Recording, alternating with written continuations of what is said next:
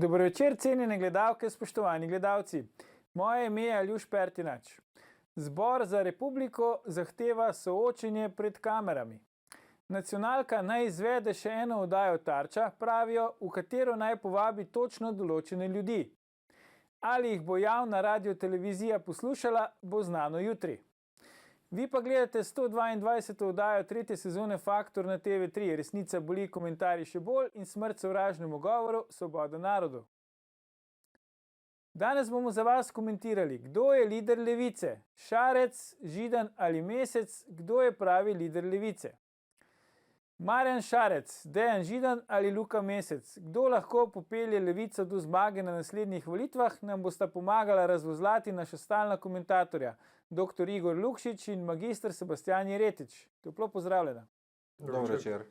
Igor, Sebastijan, predno gremo na našo glavno temo. Igor, a bi morala TV Slovenija poslušati poziv Zbora za republiko in organizirati javno soočenje pred kamerami Zdravka Počivalška, Marjana Podobnika, Ivana Galeta in tako naprej? Ne, jaz mislim, da kakršenkoli poziv kogarkoli nima mesta na direktno. Seveda morajo oni razmisliti o tem, kaj počnejo. Mi, ki smo imeli kadarkoli opravka in nas je bolelo to, kar dela Tarča ali pa prej kadarkoli to vrstne oddaje in smo bili na pozicijah, vemo, da to glih ni prijazna oddaja, ampak to je pač sestavina medijskega prostora, politika, vlada je nekaj drugega od medijskega prostora in tu so neka posredovanja, ki jih je na drugačen način treba upravljati. Sebastijan, kaj ti misliš? Najprej mislim, da ta poziv nima resnega namena, da bi dosegel to, kar predlaga.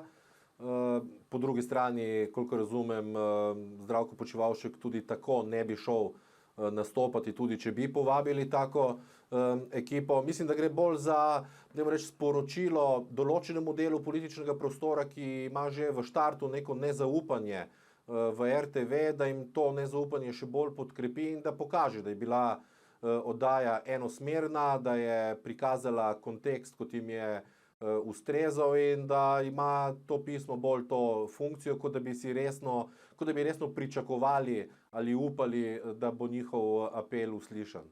Ok, gremo na današnjo temo. Zdaj, Marjan Šarec pa Dejan Židan pa sta bila v zadnji Tarči, ne?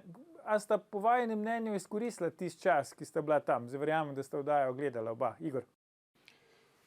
Jaz mislim, da bi se dalo malo bolj izkoristiti. Je pa res, da pri tem novinarskem diskurzu je težko biti del tega, ne? Ker taka nabijaška klima enostavno kot politik, ki hočeš graditi neko kredibilnost, se na to ne moreš pripeti, ne? Tako da po eni strani sta kar dosti zadržano odreagirala, umirjeno, tako da kaj več vprašanja, če se je dalo narediti, ne, v tistem, govorim zdaj kot politična drža. Sebastijan, a je to sploh recimo pritiče nekim liderjem strank, da grejo v tako oddajo in potem so tam kot neki stranski liki v nekem filmu, v bistvu sta stala tam eno uro, dvakrat sta prišla do besede, glavna zvezda itak je bil pač Ivan Gale, fokus je bil drugje. Kaj ti praviš na tak format? Je to pravilno, da grejo politiki tako, ali bi se morali politiki soočati pač z drugimi politiki, ne pa ne vem, z navadnimi ljudmi? No, če smo korektni, ona dva sta pričakovala, da bosta v Tarči nastopila tudi ministra Počivalšek in Tonin. Zadnji moment je bilo sporočeno, da ne bosta prišla, tako da sta verjetno tudi zaradi tega šla v Tarčo, ampak tisto tvoje prejšnje vprašanje, mislim, da nista izkoristila priložnosti, ki sta jo imela. Nastavljenih je bilo 10 penalov na prazen gol in mislim, da jih nista izkoristila, ne. Po eni strani verjamem, da bi mogoče celo Luka Mesec boljši izkoristil, če bi bil tam, ker je tako malo bolj nastopaški, tako da tle z Igorjem se strinjam, da sta bila bolj zadržana, tudi minutaža njuna je bila recimo precej manjša kot od gospoda Galeta, tako da vsekakor mislim, da nista priložnosti ravno izkoristila, kot bi jo lahko. Kar se tiče pa tega vprašanja, pa verjamem, da sta pričakovala, da bo prišlo do političnega spopada in da sta zadnji moment izvedela, da tega ne bo, ne. Če dovoliš, ali samo nekaj, en komentar k temu. Ne. Svoje čase je veljalo, ne, da gre predsednik ali sam ali pa z drugimi predsedniki strank. Minister ali sam ali mogoče eventualno z bivšim ministrom in tako naprej. Skratka, da se po rangu poravnajo in na nek način ljudje istega ranga govorijo o neki stvari. Zdaj pa te tračarski žanri na televiziji, ne, in mogoče tudi kje drugje, silijo politika, ki je bil predsednik vlade, predsednik državnega zbora in predsednika strank, da gresta v diskusijo o neki stvari z ljudmi, ki enostavno so drugega ranga. In tisti, ki nikoli niso bili v tej koži in ki ne poznajo, kaj se dogaja, vidijo, da se skozi to dogaja nasploh blazna diskreditacija političnega prostora in vseh politikov, ne samo teh. In to je ena zadeva in zdrs, ki se nam zadnje čase dogaja. In enostavno prideš tja, ne, kako lahko tako oddajo pravzaprav izkoristiš, ne moreš. Ne. Tukaj se popolnoma strinjam, recimo pred leti se ne bi zgodilo, da notranji minister polemizira z enim odvetnikom v živo na televiziji. Tukaj se popolnoma strinjam, da takrat so tudi recimo PR-ovci pazili in spraševali in zahtevali nek ustrezen rang. Ne. In tudi novinarji so bili takšni, da recimo, če je hotela kakšna stranka poslati nekoga nižjega ranga, ga enostavno niso sprejeli. Ne. Ja, če se spomnite niti podpredsednika. Ne? Podpredsednika je lahko pošiljal samo predsednik vlade, zaradi tega, ker je bilo jasno, da on ne bo hodil z drugimi predsedniki strank, zlasti opozicije. In nekaj časa so se tega držali, potem je pa to zdaj zdrsano, da kar kdorkoli lahko pride. In seveda to je problem, ne? Zlasti v tako majhni državi, kot smo mi, in si takoj na ti in se pogovarjaš o kavi in o tem, kdo je montažer na televiziji ali karkoli. Ja, se to vemo, v času liderji strank tudi z vročino hodili, samo da jih ne bi pač nabili na televiziji, da niso prišli. No, zato sem vas na začetku vprašal, ker jaz sem pač ta poziv tega Zbora za republiko se mi je ravno z tega vidika zdaj pač zgrešen, ne, ker spet predlaga neko soočenje, ne vem kaj, Marjana Podobnika, ki kaj sploh on je zdaj, predsednik izven parlamentarne stranke, pa tega nesrečnega Galeta, pa tam podpredsednika vlade, ministra Počivalška in tako naprej. Skratka, te rangi so spet pomešani v bistvu in čemu bi to služilo. Ne? Sej verjetno ne pričakujemo, ali se motim, to vas zdaj sprašujem, da bo vsak minister pa vsak politik zdaj 1 z vsakim volivcem potencialnim se razčiščeval na televiziji svoje poteze ali kako. Ja, jaz mislim, da je to ali pa na Twitterju ali pa kjerkoli drugje. Ne? Ja, to nima nobenega smisla, zaradi tega, ker je treba vedeti, da politična realnost je pač druga od medijske. Seveda je včasih problematično, zlasti takrat, ko se zgosti politično dogajanje, recimo pred volitvami, da je to zelo pomembno. Ampak zdaj, ker smo recimo na začetku mandata ene vlade, to ni tako zelo usodno in se da s političnimi potezami in postopno na dolgi rok vrniti kredibilnost, ki je bila mogoče neupravičeno odvzeta komu od teh, ki so bili akterji. Ne.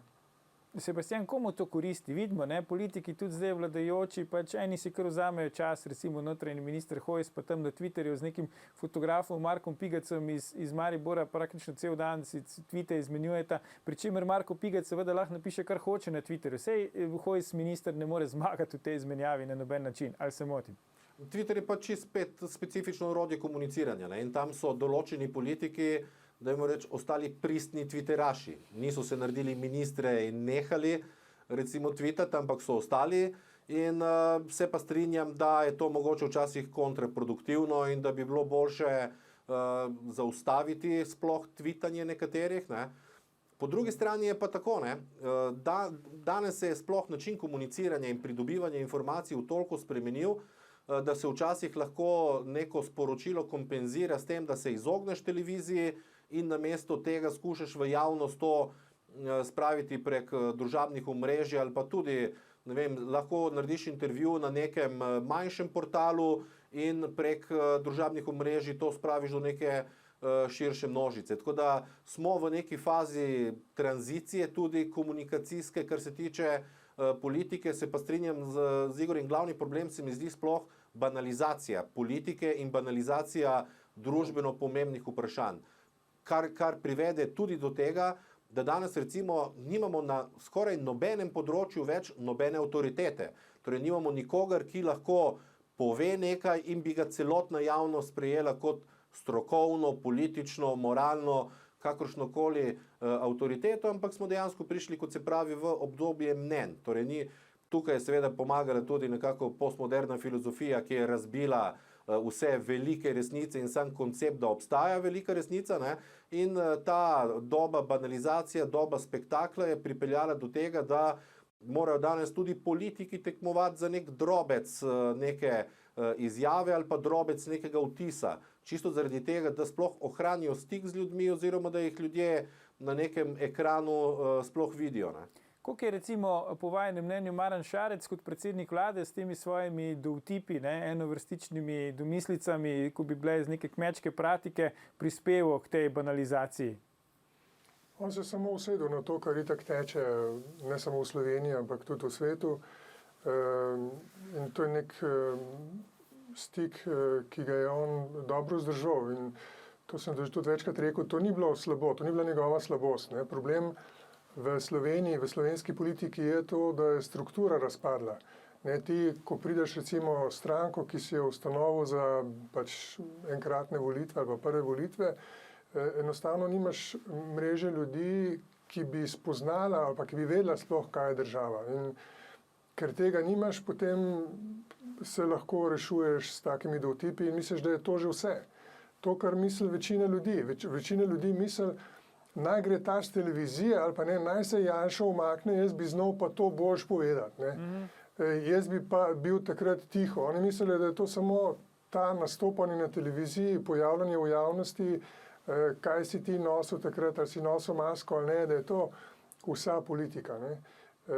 In tu imamo problem, da ko pride ta tip človeka na pomembno pozicijo, recimo za predsednika vlade, njemu enostavno ni jasno in mu ne more biti jasno, da je politika nekaj drugega. Ne, da je to strukturna zgodba, ja, za katero moraš ti imeti in ljudi in poznavanje tega, kaj kdo ve in kaj česa kdo ne ve.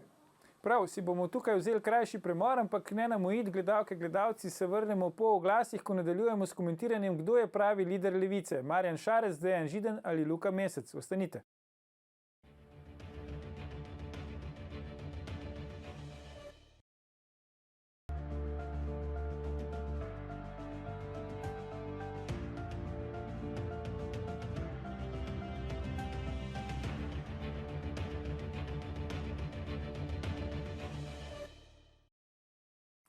Ponovno pozdravljeni. Z nami sta še vedno Igor Lukšič in Sebastijan Jeretič, pogovarjamo pa se o tem, kdo je pravi lider Levice, Židan, Mesec ali Šarec.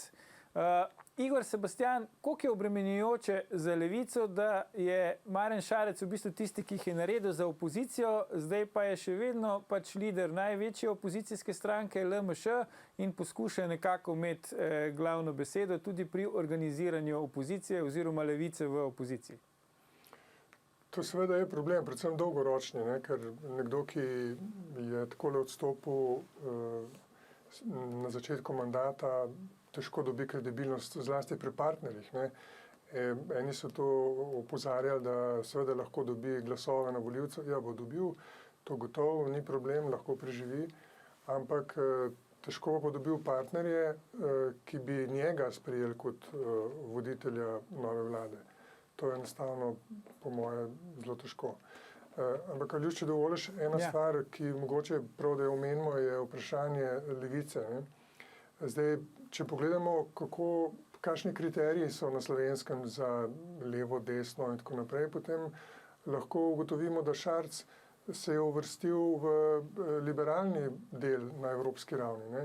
Na Slovenskem ga pa uvrščamo kar k Levici, čeprav je ne predstavnik tega liberalnega dela, se pravi v tem primeru bolj sredinski in to ni konkurent za levi del. Je pa seveda res, ne, da na Slovenskem vsakega, ki ni desen, ki ni Janša, je že takoj Levica. Ne? In tu seveda imamo te terminološke probleme, se pravi Šarec kot Levica odpade. Če govorimo pa naprej o Židanu in Mescu, Mesec ima en velik problem in sicer to, da je koordinator. On nima niti znotraj lastnega volilnega telesa in strankarske organizacije toliko mandata, da bi bil predsednik, se pravi, da bi ga oni vsi sprejeli za prvega med enakimi. Židan tu ima manj težav, ne, je že na 2 kongresih bil izvoljen, ima pač neko kilometrino. Se pravi, okrog njega bi se dalo graditi, samo bi si moral verjetno ekipo še okrepiti, ker to, kar je z vlado počel, je bilo dobro, od tu bi bilo pa treba iti seveda naprej in pogledati, kaj lahko naredi na tem svojem levem boku, se pravi v odnosu do Mesca, ki pa je, kot vemo, zelo težak, ko gre za strateške zgodbe. Ne? Ja. Lahko tu polemiziram malo, sploh glede, zakaj izvoli. Šarca pravilno se Bogu, uvršča v zato ta smo del. tu. On je res šel na volitve kot nek sredinski, brezideološki kandidat. Ne? Potem je pa takoj na začetku vlado sestavil tako, da je moral vzeti noter Levico, ampak to ni bilo samo navidezno, ampak se je celotna njegova poslanska skupina in vsi njegovi ukrepi so se postavili na to trdo Levico. In jaz zdaj recimo med temi tremi, če pogledamo, ne vidim prav velikih razlik ne v ideologiji, torej vsebinsko, kar zagovarjajo, ne v politični kulturi. Torej vsi trije so izjemno ostri do vlade Janeza Janše in vsi trije zastopajo nekako, torej, ali pa dajmo reči, ciljajo na podoben del volilnega telesa in to je trdo levi. Nihče od teh treh se ne postavlja v neko konstruktivno, zmerno sredino. Ne? To, kar je recimo odlično naredil Borut Pahor v času prve Janševe vlade, ko je šel v partnerstvo za razvoj in s tem zasedel nek prostor, kjer je bila popolna praznina in je tam čakal na ustrezen moment. Ko ste ga vidva z Igorjem rinila v to vlogo. Nismo ga rinili, on je to, mislim, da samostojno, rekel, ne da smo ga mi rinili, on je to naredil, potem smo pa pomagali to javnosti prodati ustrezno oziroma razložiti javnosti, kaj je s tem dosegel v končni fazi. Ne? Tako da jaz vidim dejansko vse tri, da se borijo v istem kotu, čeprav je Šarec bil edini od teh treh, ki je imel možnost vsaj v začetku dejansko poseči v sredino, ampak se je tako vsebinsko kot po nastopu popolnoma radikaliziral. In zdaj, če pa se vrne na to vprašanje, kdo pa je lider Levice, pa noben od teh treh ne more doseči tega leadershipa, ker ne more poenotiti celega tega bloka. In tle se strinjam najprej z Igorjem v tem, da ne more poenotiti partnerjev, zato da bi nekdo postal lider Levice, ki pri nas postaneš tako, da postaneš alternativa Janezu Janši, imaš dve poti. Ali najprej združiš politične sile in ti pomagajo vsa ozadje in vsi mediji in te naredijo za liderja, ki te potem prodajo javnosti, ne?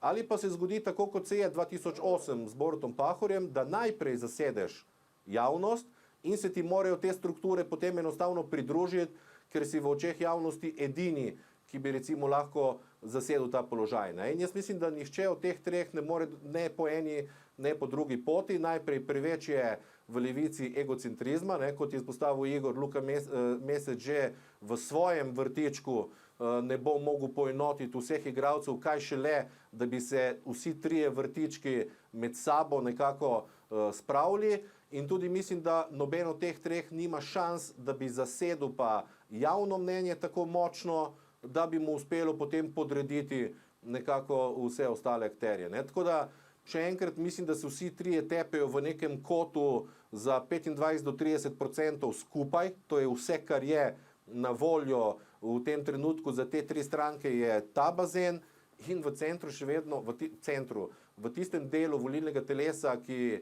skače tam in drugam, s katerimi se zmagujejo nekako volitve od Pahorja, Jankoviča, Cerarja naprej, pa je enostavna praznina. Ne? Jaz mislim, da so zadnje volitve bile celo nek popoln prelom z običajnim vzorcem. Imeli smo Janša proti Pahorju, Janša proti Jankoviču, Janša proti Cerarju. Prvič na zadnjih volitvah nihče ni uspel priti na tistih 30+ %, ki bi to tekmo recimo opravičilo, ampak je bila popolnoma razdrobljena in tudi Šarec je na koncu dobil 13 poslancev. Ne? To pomeni, da mu ni ratalo zasesti tistega položaja, ki so ga njegovi trije predhodniki na volitvah uspeli. In v tem trenutku nič ne kaže, da bi od teh trenutnih akterjev kdorkoli to lahko uspel na naslednjih volitvah. Ne? Ampak Sebastian, razlika od Šarca bi bila ta, da se je on iztrošil že v predsedniških volitvah. Ne? Cerar je šel en mesec pred volitvami in se je pokazal, Šarc je pa že prej se pokazal kot neka praznina, ki je treba šele napolniti. Pri Cerarju smo to opazili šele potem po 4 letih. Ja. In tako da ni izključen ta vzorec še zmeraj tudi zdaj, čeprav šola je dost velika, ampak ta apolitičnost slovenske levice, ne, ki ne verjame v to, da rab enega povezovalnega človeka ali v tej generaciji. Paste, ne, mi vemo, da generacija 20 let starejša, recimo te, ki so stari zdaj okrog 60, tista generacija ima neizpodbitnega voditelja, ki si je to pozicijo tudi težko priboril. Vi veste, da ne tle v Sloveniji, če gremo tam, Kardelj je bil nek voditelj, potem, ko je Kardelj šel, je nekako prevzel to vlogo Dolanca, oziroma je bilo to pluralno. Potem si je to vlogo nekako pridobil Kučan, ki je tudi imel strice iz ozadja, vi veste to. Torej, mu ni bilo lahko takrat, da se vzpostavil to vlogo, jo potrdil tudi na volitvah in na nek način jo poskušal celo predati naprej. Vi veste, da je recimo en del njegove ekipe videl v Golubiču tega, to je celo so knjige o tem pisali. Pisal knjigo, ne, Maske so padle in tako naprej. Se pravi, so tudi na njem gradili. Moram pa reči, da kot sem jaz opažal, ne toliko desni blok, ampak levi znotraj sebe, predvsem ti kapitalski krogi, so zelo veliko naredili, da so diskreditirali vsakega od teh, ki bi se potencialno lahko vzpostavil kot možen tak lider.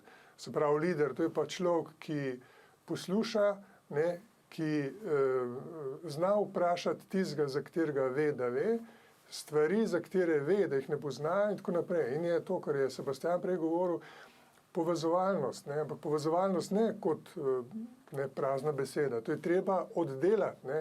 To recimo 2.8, tisti del, ki je bil politično oddelan in ki ni bil viden, je bil opravljen. Se pravi, treba je bilo iti ljudem, ki so mnenjski voditelji tudi na levici, da se jih je na nek način, če hočete, neutraliziralo, da saj niso šli proti, če že so zelo težko in s težkim srcem podpirali to, kar je na nek način tudi ta javnomnenjski del oddelal. Se pravi, mi imamo tu znotraj levega dela, ali pa recimo tega levo-sredinskega, bistveno večji problem, ne, tudi na ravni ideologije, ker kaj pa je ta ideologija? Je to socialdemokratska? Sebastian je prej dobro rekel, ne, ni nobene ideološke razlike.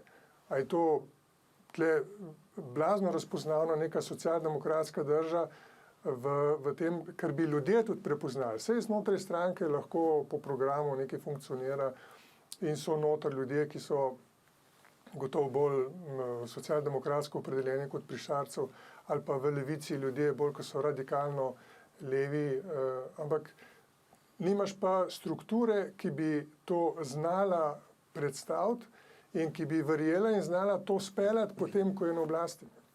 Ampak zdaj, če niso Šarc, Židan pa Mesec tisti, ki bi lahko bili lideri levice, ki bi lahko konkurirali za zmago oziroma premagali Janšo na naslednjih volitvah, kako zdaj njim trem razložiti? Ne? Zdaj recimo najprej Šarcu se opravičujem za izraz, ti si vse zajebo, Židanu pa Mesecu pa pač vidva nimata tega dometa, nista tega ranga. Jaz mislim, da nikakor, če gremo od dna navzgor, torej da bi se oni med sabo lahko dogovorili.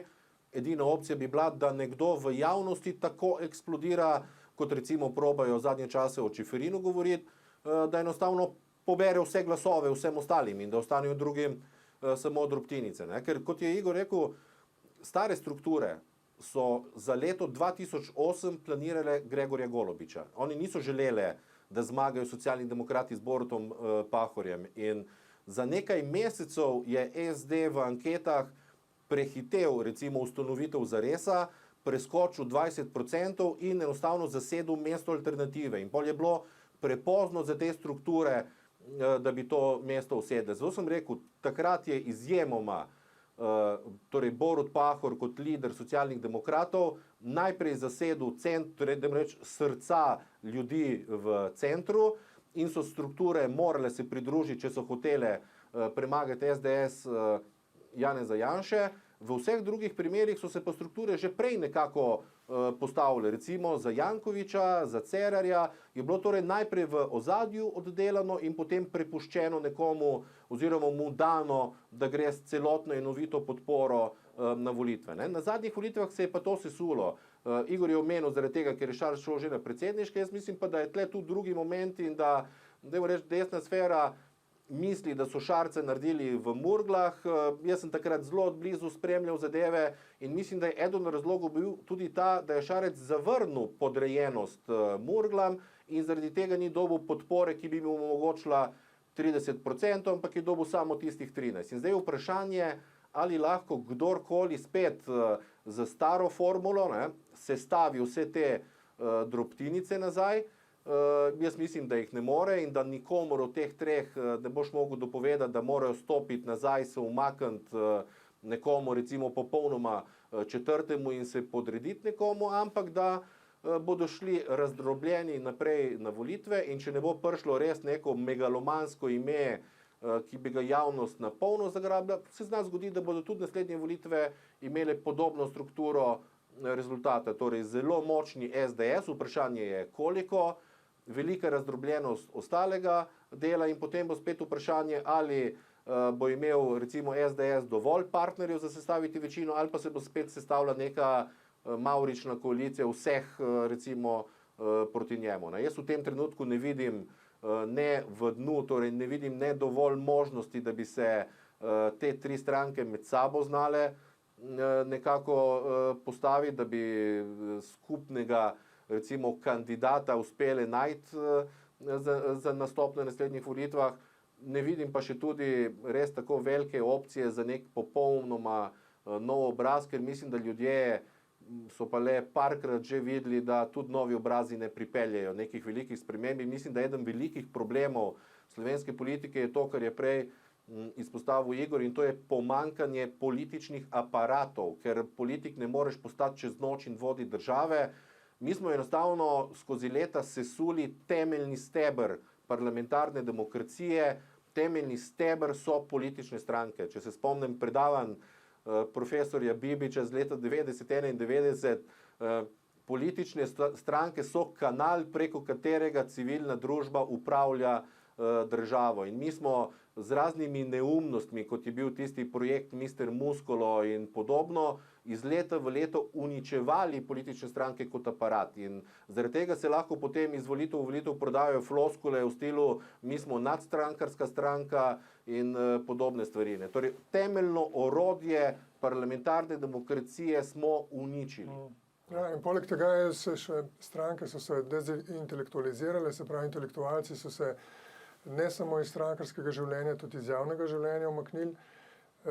In tu imamo problem, da čim pa ni intelektualcev, potem ni spopada konceptov, ni refleksija, zakaj pravzaprav gre, in potem prevzamejo celotno politiko samo tehniki, ki štejejo glasove, merijo, kakšen efekt ima na volilno telo taka drugačna izjava, in potem, ko zmagaš na volitvah, boš kaj? Vodil državo, za katero sploh ne veš, kaj to je. Ja, ampak recimo vseeno se na politični ulici Igor govori, da naj bi Matjaž Han prepričeval Tomaža Vesela, predsednika Računskega sodišča, naj vstopi v politiko, prevzame SD, medijsko podporo temu projektu pa naj bi dajal medijski imperij Martina Odlazka. Si ti kaj slišal za to, kako bi ti recimo to komentiral, če bi do tega prišlo? Je Vesel tak kaliber, bi lahko on prevzel SD in jih popeljal do zmage na naslednjih volitvah?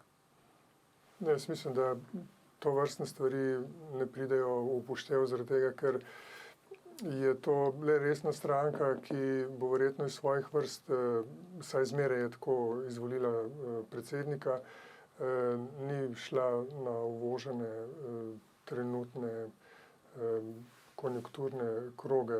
Zdaj, če bo drugače, seveda se lahko to drugače zgodi. Je pa seveda to vrstna razprava in iskanje in pogovori o tem, kdo bi lahko to bil, to je neka permanentna zgodba znotraj politike in gotovo se išče ljudi, ki imajo kakšne ambicije in jih bojo tudi vključili v svoje delo.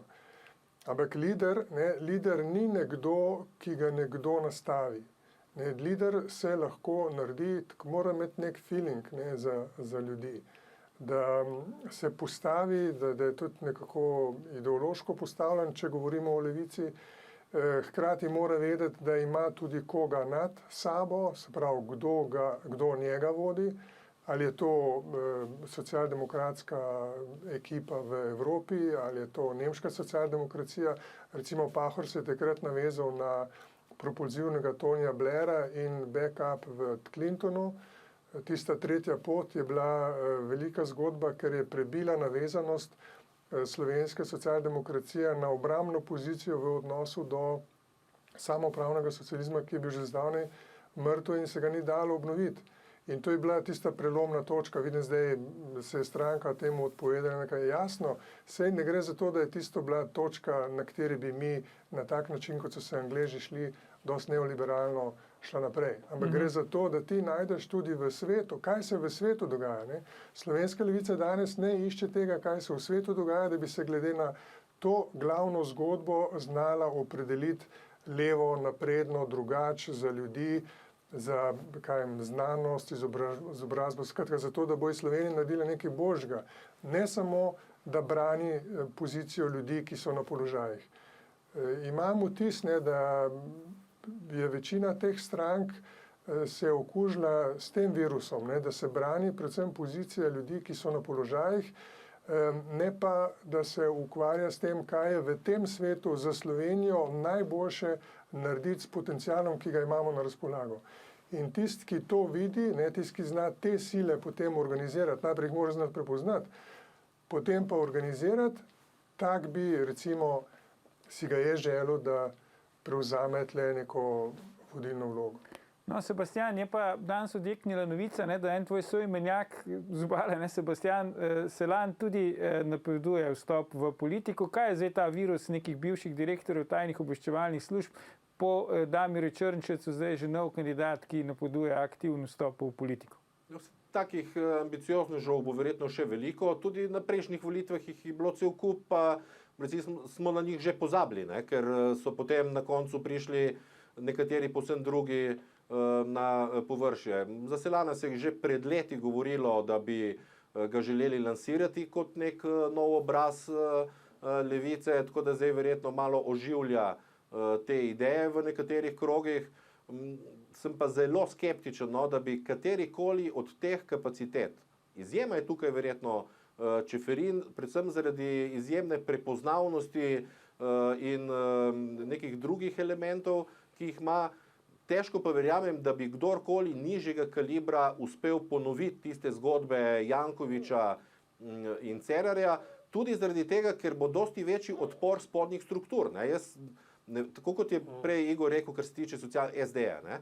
SDS kljub vsemu je neke vrste aparat politični, ima neko tradicijo in ljudje včasih težko razumejo, da stranka, ljudje v vodstvih stranke imajo neko svojo psihologijo, neko dinamiko delovanja in da ne bodo kar zdaj zaradi tega, ker dobijo 3 telefonske klice, se oni umaknili pa nekoga, no to ni nogometni klub, da boš kar inštaliral pa zdaj klical Ronalda in super, smo dobili pravega igralca. Neka druga dinamika v strankah. Tudi jaz mislim, da bo velik odpor obstoječih političnih strank, da bi se kar nekomu podredili, tudi zaradi tega, ker se bodo seveda za svoje položaje in tisti majhen košček pozicije, ki ga imajo v političnem prostoru, borili. Tako da sem tlele skeptičen, da bo še posebej, če bo vlada dobro peljala recimo okrevanje gospodarstva naprej.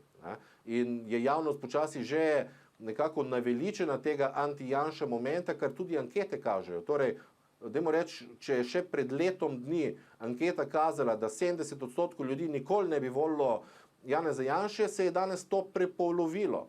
Kar pomeni, da se zna zlahka zgoditi, da bo ponovno močna SDS in potem bo tudi bitka, mi zdaj pozabljamo, da ta center je dostopen tudi drugim akterjem. Mogoče je zdaj SMC nekako najbolj ranjen, ampak tukaj je recimo Desus Aleksandar Pivec, ki pridobiva v anketah, tukaj je Nova Slovenija, ki se je postavljala bolj proti centru.